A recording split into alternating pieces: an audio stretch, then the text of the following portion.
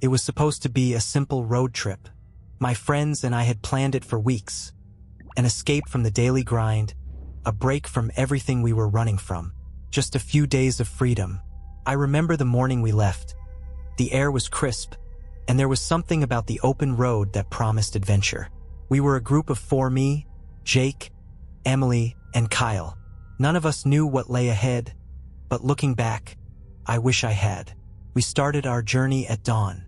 The car hummed smoothly as we cruised down Route 66, the familiar stretch of road that's been a symbol of freedom for decades. We joked around, blasting music and laughing, but as we got further into the middle of nowhere, something shifted. By the time we hit the stretch where the highway was just endless fields and sparse roadside signs, the mood had changed. The sun had climbed higher, and the landscape was slowly becoming more desolate. The air was thick with heat, and the world felt strangely quiet. Too quiet. "Where's the next gas station?" Jake asked, glancing at his phone. Emily checked the map. "There should be one about 30 miles up ahead." "Great," Kyle said, stretching his legs. "Let's hope it's not another ghost town." We all laughed, but it wasn't as funny as it seemed. There was something off about this area, something I couldn't quite place. As we drove, we saw fewer cars, fewer signs of life. It was as if the world was slowly swallowing us whole. Then, out of nowhere, the car sputtered. The engine jerked, and the radio fuzzed before cutting out completely. I looked at Kyle, who was driving. "Did you hear that?" "Yeah." "Hold on," he said, tapping the steering wheel, trying to bring the engine back to life. It was futile. The car coasted to a stop.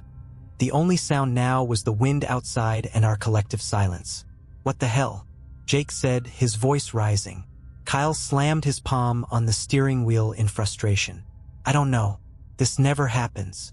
We all got out of the car, and the heat hit us like a wall. The sun was relentless, and the air was thick with dust. We were miles away from the nearest town, and the world around us felt empty. "This is just great," Emily muttered, looking around nervously. "We're stranded in the middle of nowhere." "Stay calm," I said. "I'll try calling roadside assistance." But the phone had no signal. It was then that I noticed something strange. Off to the side of the road, behind a patch of tall grass, was an old, abandoned gas station. Its windows were boarded up, and the sign hung crooked, barely legible. It didn't make any sense. There was no way there would be an abandoned gas station out here. We were too far from civilization. "We should check that out," I suggested. "Maybe there's someone there who can help." Jake raised an eyebrow. "You want to walk to some creepy old gas station? Are you out of your mind?" But we didn't have any choice. The car wasn't going anywhere, and the heat was unbearable. After a moment of hesitation, we started walking. The road stretched out before us, the gas station looming in the distance like a forgotten relic of a time long past. The closer we got, the more unsettling it became. The building was decaying, almost as if it had been abandoned for decades. There was an eerie silence, and no signs of any life. The old fuel pumps were covered in rust, and a thick layer of dust had settled on everything. It looked like something out of a horror movie. "Maybe we should just go back," Emily said, her voice shaking. But it was too late. We were already halfway there, and my curiosity was too strong to turn back now. I approached the door, and to my surprise, it creaked open without any resistance. The air inside was stale, and the floor was littered with broken glass and trash. But then, there was something else. A smell. Something rotting. "Guys, get in here," I whispered, holding the door open. As they stepped inside, we all felt it. The strange, unnatural chill that clung to the air. The hairs on the back of my neck stood up. I wanted to leave, but something held me there. Something I couldn't explain. Then we heard it. A faint scratching sound. It was coming from the back of the building. "Did you hear that?" Kyle whispered, his voice tense. "Probably just an animal," Jake said, trying to stay calm. But his eyes darted nervously around the room. I turned to look, and in that instant, I knew something was horribly wrong. The scratching noise grew louder, and my heart pounded in my chest. It wasn't the sound of an animal, not at all. It was methodical, rhythmic, almost human. "What the hell is that?" Emily whispered, her voice tight with fear. We all stood frozen, staring into the dark corridor that led deeper into the gas station. The noise wasn't stopping, but the source was still hidden from view. The smell, too, had gotten stronger, an overwhelming stench of decay that made my stomach churn. I didn't know why I decided to move first. Maybe it was the need to prove I wasn't scared, or maybe the adrenaline had taken over. But I started walking toward the back of the station, my footsteps heavy in the silence. "Are you seriously going back there?" Kyle hissed, grabbing my arm. His hand was shaking. "Don't be stupid." But it was already too late. I shook him off and took another step, followed by another. The others were reluctant, but they followed. Slowly, cautiously, we passed through a hallway that led to what looked like a storage room. The walls were cracked, and the floor was slick with something I didn't want to identify. But the scratching, no, it wasn't scratching anymore. It was tapping. The sound was sharper now, faster, like nails on metal. I reached the doorway. The hairs on my arms stood on end as I peered inside. The room was dark, except for a faint light that flickered above. At first, I couldn't see anything. Then I saw it, a figure crouched in the corner. At first, I thought it was a man, but then I saw the way it moved. Too quick, too unnatural. It wasn't fully human, or at least not anymore. It was hunched over, its body twisted in strange angles, as if its bones had been bent the wrong way. Its skin was pale, grayish, and stretched too tight over its frame. Its eyes, they were black. Not just dark, but completely unnaturally black. They glowed faintly in the dim light, and for a moment, they locked with mine. I froze, unable to speak. It was like time had stopped. My body wouldn't move, even though every instinct was screaming at me to run. Then it moved. The thing lunged at the wall, scraping its claws against the concrete in an attempt to climb. It was like it was trying to get away from something. But what? The thought didn't even register before panic set in. "Run!" Jake shouted, breaking the trance. His voice cut through the silence like a knife. We didn't need any more encouragement. We bolted. I didn't even know where I was going, only that I had to get out. My breath was ragged, my legs barely able to carry me. I could hear them behind me, the others, but I didn't dare look back. All I could focus on was the door, the open air, and the sound of my heart thumping in my chest. As we burst outside, I felt the air change. It wasn't cooler, but there was something heavier about it now, like the world was watching us. The sky, which had been a deep blue earlier, had turned a sickly shade of green, and the horizon was dotted with storm clouds that hadn't been there before. I could feel it. Something was coming. We all collapsed onto the ground, gasping for breath, trying to process what we had just seen. I could hear Kyle, Emily, and Jake muttering, but it felt distant, like they were underwater. What the hell was that thing? Emily's voice was barely a whisper. "I don't know," I said, shaking my head, but it wasn't human. We sat there for a while, unsure of what to do next. The road ahead seemed like the only escape, but something in the back of my mind told me it wasn't over. Whatever that thing was, it was still out there. And it wasn't the only thing. I could feel eyes on me, watching, waiting. I glanced over at Jake, who had his phone out, trying to get a signal. "We need to leave now." He nodded, and we all piled back into the car. The engine sputtered to life on the first try this time, and as we drove away, I dared to look back. There was something moving at the edge of the gas station, but I couldn't make it out. It wasn't the figure from before. It was something worse. Shadows, long and distorted, crawling along the ground. And then a scream. Not from the gas station, no, from somewhere behind us, somewhere we couldn't see. But it was there, close. The silence that followed was worse than the scream. As we drove down the highway, no one spoke. The world around us felt like it was closing in. Something was coming for us, and I wasn't sure we'd survive the night. The car's headlights cut through the darkness, but the night felt endless. It was like we were driving into some kind of abyss, an emptiness that swallowed everything around us. The wind had picked up, howling against the windows, and I could feel the temperature drop rapidly. Every mile that passed felt like a step deeper into whatever nightmare we had stumbled into. I kept glancing at the rearview mirror, expecting to see something chasing us, but there was nothing. Just the dark, endless stretch of road behind us. It didn't feel like we were getting anywhere, like we were stuck in some loop. The silence between us was suffocating. No one knew what to say. The events from the gas station still hung in the air, thick with dread. No one wanted to acknowledge it, but we all knew it was there, following us. Shouldn't we call the police? Emily finally broke the silence. Her voice was shaky, but it felt like a desperate attempt to hold on to something normal. And tell them what? Jake snapped. That we saw a freaky thing at a gas station in the middle of nowhere? They're going to think we're crazy. We can't just keep driving, Kyle added, his eyes wide with fear. Something's not right. The roads, the weather, this place feels wrong. I didn't know how to answer. I wanted to say something reassuring, but every word felt hollow. Every instinct screamed that there was something out here, something that wanted us. Just then, the car jerked, and I felt a sudden shift in the air. What the hell? I muttered, looking at the dashboard. The fuel gauge was stuck on empty. We had just filled up at the gas station before we left, and now the gauge was showing nothing. I knew for a fact we hadn't driven far enough for it to drop that fast. Something was wrong.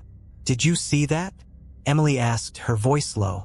She was staring out the side window, her eyes wide with fear. I followed her gaze. First, I didn't see anything. Just the blurred outlines of trees in the distance, shadows stretching across the landscape. But then there it was, a figure standing by the side of the road. A man, or what looked like a man. He was wearing a wide-brimmed hat, his back to us, standing still in the middle of nowhere. I slammed on the brakes, the car screeching to a halt. What the hell is that? Kyle gasped, his hand gripping the seat tightly. Stay calm, I said, though my voice was shaky. It could be someone else out here. Maybe they're stranded, too. But deep down, I knew it didn't feel right. The figure hadn't moved an inch since we'd spotted him, and there was something wrong about the way he stood, like he was waiting for us, expecting us. We can't just leave him out there, Emily said. She sounded hesitant, but her voice had a kind of desperate edge to it. We should stop. Help him. Before I could stop her, she was already opening the door, stepping out into the night. Emily, no, I shouted, but she was already walking toward the figure. Kyle swore under his breath. She's lost it. But I couldn't just sit there. I couldn't let her go out there alone. I opened my door and ran after her, Kyle following reluctantly. As we approached, the figure didn't move.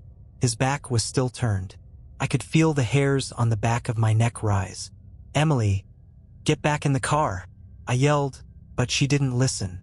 She was getting closer now, so close I could hear her footsteps crunching against the gravel. Finally, she reached him. She tapped him on the shoulder. The figure turned. It wasn't a man. It wasn't even human. The thing that turned to face us was tall, unnaturally tall. Its skin was stretched tight, almost translucent, and its eyes were white, completely blank, like the eyes of a corpse. Its mouth opened, but instead of a scream, a low, guttural growl emanated from its throat. Couldn't breathe. I wanted to run, but my body wouldn't move. Emily took a step back, her face pale with terror, but before she could react, the thing lunged. I screamed, but it was too late. It grabbed her with lightning speed, pulling her into its grasp. She screamed, long, piercing, desperate, but the sound was cut off as it yanked her into the darkness. I could see her hands clawing at its grip, but it was like she wasn't even there, like she was already gone. I stood frozen in place. I couldn't think. I couldn't move. And then, a voice. It was Jake. Run. Now. I didn't need to be told twice. I turned and sprinted back to the car. Kyle was already in the driver's seat, his hands shaking as he started the engine. I jumped in, slamming the door shut. Jake followed right behind me, his breath ragged. Without looking back, Kyle floored the accelerator, the car shooting down the road like we were being chased by something worse than death. We didn't speak. There was nothing left to say. Behind us, I could hear the low hum, almost like a vibration in the air. A sound that wasn't quite sound, like something pulling at the edges of reality itself. And then the lights flickered. The dashboard, the headlights, everything. It was all going haywire. The car was shaking, vibrating as if it was caught in something that wasn't quite of this world. I glanced out the window. The road was no longer the same. The trees were twisted, their branches gnarled and reaching, like fingers trying to grab hold of us. The road itself seemed to be warping, like the asphalt was bending and shifting under our tires. The air was thick, suffocating. Something was pulling us deeper into the nightmare, and we couldn't stop it. The road ahead twisted and turned like a snake, slithering into the darkness. The car's headlights barely cut through the thick fog that had rolled in, smothering everything beyond a few feet. I could feel the weight of the silence pressing down on us, crushing every breath, every thought. We didn't speak as we drove, no one could. There were no words to describe what was happening. There was no escape from it. I kept glancing back, half expecting to see the thing that had taken Emily, its white eyes glowing in the rearview mirror, but there was nothing, just the void. The road behind us was completely empty, but I couldn't shake the feeling that it wasn't over. "We need to get out of here," Cal finally muttered, his voice breaking the silence. "I don't think that's possible," I said, my throat dry. "This place, it's not right. None of this is real." Kyle glanced at me, eyes wide. "What the hell are you talking about?" I couldn't explain it, but I could feel it in my bones. The landscape around us was shifting, bending, warping. It was like we were no longer driving through the real world, but some kind of twisted reflection of it. The trees were bending at unnatural angles, their limbs stretching out in ways that defied physics. The road ahead was disappearing into a thick, black fog that seemed to swallow the car whole. It was like the world was folding in on itself, and we were caught in the middle of it. I looked out the window again. The scenery had changed, no longer trees and fields. We were driving through a vast, barren desert. The sky had turned an unnatural shade of purple, and the sun had begun to set, even though we had only been driving for a couple of hours. "This doesn't make sense," Jake whispered from the back seat. "This place, it's not where we were just a few minutes ago." "Shut up, all of you," Cal snapped, gripping the steering wheel so hard his knuckles were white. "We need to get out of here. We just need to keep going." But where? Where were we supposed to go? The road stretched on endlessly, vanishing into the fog ahead. There were no signs, no markers, no towns. Just an infinite expanse of nothing. Suddenly, the radio crackled to life. We all froze. At first, I thought it was static. But then, a voice, deep, gravelly, and cold, spoke from the speakers. "You can't run from me." The words sent a chill down my spine, and my breath caught in my throat. "Turn it off," Jake shouted, his voice shaking. But Kyle didn't move. He was too frozen, staring at the radio, his face pale and stricken with terror. The voice continued, low and mocking. "You'll never leave. You'll never escape. The road never ends. You belong to me now." It was then that I realized it wasn't a radio transmission. It was inside the car. A cold, oppressive presence filled the vehicle, seeping into every corner, suffocating the air around us. I could feel it pressing against my chest, like something was watching us, waiting. "There's no point in running. There's no point in hiding." The voice echoed in my mind, louder now, reverberating like a scream inside my skull. "You're already dead. All of you." Suddenly, the car swerved. Kyle had lost control. I gripped the door, my heart pounding as the tires screeched against the asphalt. The car lurched to the right, then veered sharply to the left. Kyle was struggling, pulling at the wheel, his face twisted in panic. The fog thickened, swirling around us like a living thing. I couldn't see a thing, just the swirling mist and the distant shadows that seemed to loom ever closer. And then I saw it, the figure. It was standing in the middle of the road, blocking our path. The shape was indistinct at first, just a dark silhouette against the fog. But then it began to take form. The shape grew taller, wider, as though it was stretching itself toward us. I could see long, distorted limbs hanging loosely by its sides, its body bent at strange angles, like it was made of broken bones. And its eyes. It was the same thing, the thing that had taken Emily, but it was different now. It was more, somehow. Its eyes were wide and empty, just endless black voids that sucked in everything around them.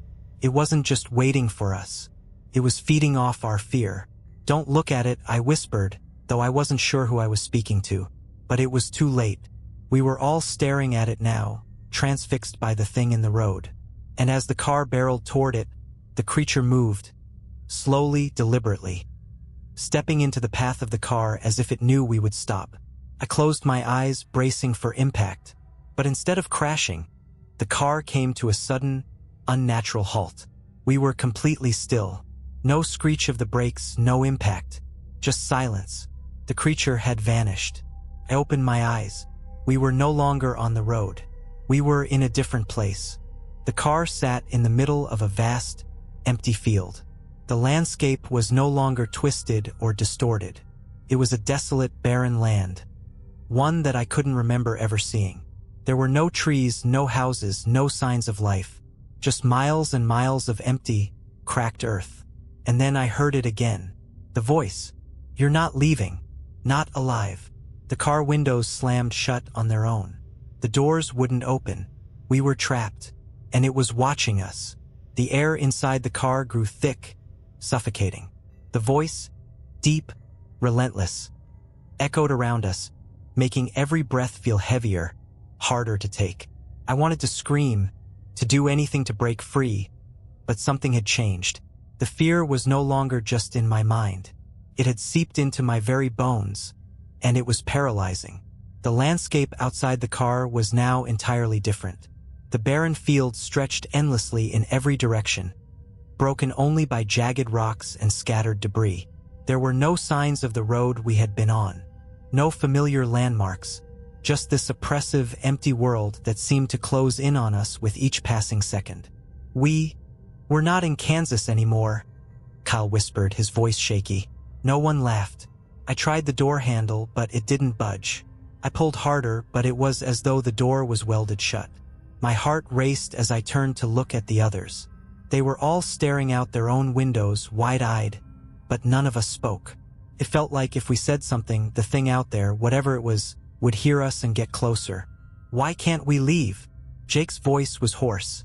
This isn't happening. This isn't real." "It's real," I said, the words tasting bitter in my mouth. "It's real, and we're stuck." The windows were rolled up tight, and the fog outside was dense, swirling in on itself like some kind of living organism. I tried to see through it, but the visibility was almost zero. The only thing I could make out were the shapes of distant figures, shadowy and indistinct, standing just beyond the field. They were too far away for us to identify, but I felt their presence. Watching, I turned to look at Kyle, whose face was pale and tight with fear. His knuckles were white on the steering wheel, and his eyes were darting between the rearview mirror and the side mirrors, as though looking for a way out. "There has to be a way out," Kyle muttered to himself. "We can't be the only ones trapped here. There has to be." He was cut off by a sudden, sharp knocking on the window. We all jumped. I turned to the side, and there, standing just inches from the window, was a figure.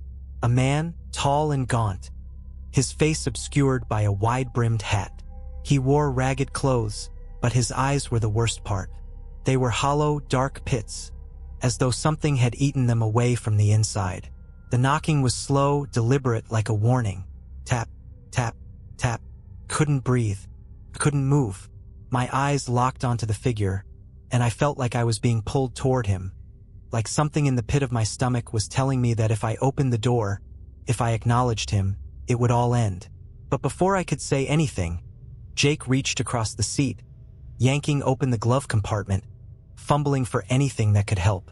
His hands shook as he pulled out a small, rusted flare gun. "What the hell are you doing?" Kyle asked, panic creeping into his voice. "That thing's not going to do anything." Jake didn't answer. He aimed the flare gun out the window, and with a shaky breath, pulled the trigger.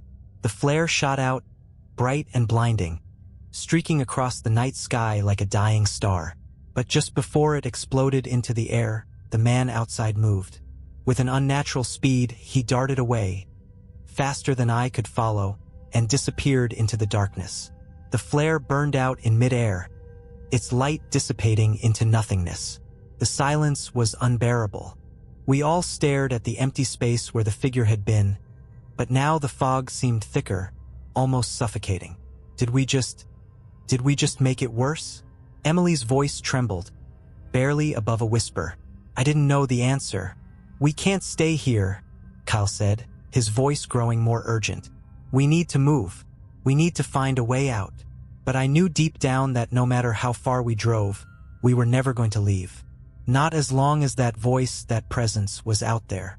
It had been waiting for us, drawing us in. We were being hunted, trapped in a nightmare that didn't have an end. The road we had been on was a trap, and now we were caught in its web. I tried the door again, but it wouldn't open.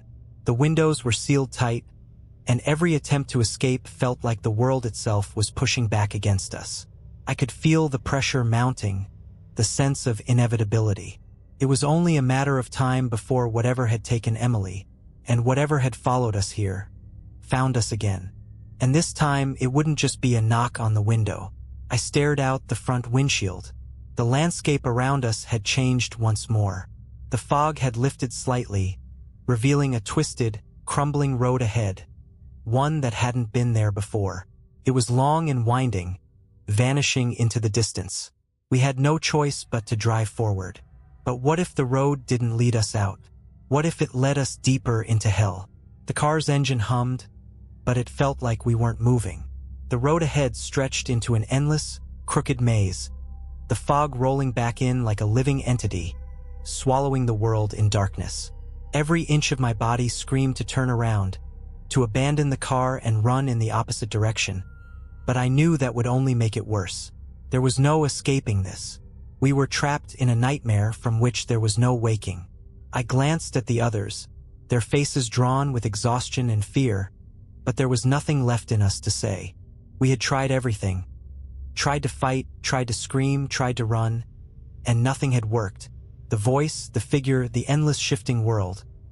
They were all part of the same trap, pulling us further into its grip. Kyle's hands shook on the wheel as he turned the car down the twisted road. He didn't even question it anymore. There was no choice. We had no other option but to follow wherever this cursed road took us. We drove for what felt like hours, the landscape warping in strange ways. The trees were gone now, replaced by the same barren, cracked earth. The road ahead twisted so sharply that I thought we might tip over, but the car kept driving, obeying some unseen force, like we were nothing more than marionettes being pulled by invisible strings. Are we going in circles? Jake's voice broke the silence. His words seemed to echo in the car, bouncing off the walls. I looked out the window, but there was no way to tell. The fog was thick, and the road seemed to stretch on forever, its curves leading nowhere. The same shadows flickered in and out of view, too far away to be sure, but always there, like we were being followed. Maybe, I said, my voice tight, maybe it doesn't matter. No, Kyle said, his voice filled with despair. We're not going in circles. We're going deeper, into whatever this is. I didn't respond. I didn't know what to say. The truth was, the moment we stopped trying to escape, the moment we stopped hoping there was an exit, I felt something inside me break. I had accepted it. We were never getting out.